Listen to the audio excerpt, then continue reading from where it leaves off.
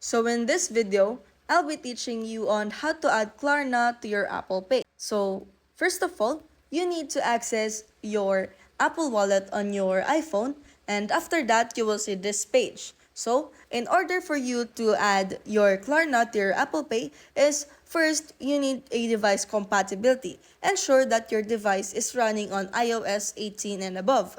And then you need the Klarna account, and if you don't have one, you could just sign it up through the Klarna application or their website. And then after that, you need to access the wallet section and then click the plus icon which is located at the top, and then usually you will see the Klarna card right here, but if you don't see it, you could just add it by clicking under the From apps on your iPhone. But in this case, I don't have Klarna installed on my phone. So if you have Klarna, it should be right there. And then once you click on that one, it will automatically added to your Apple Wallet, which is you will see right here on Apple Cash. So if you find this video helpful, don't forget to smash that like button and subscribe so you never miss a new video.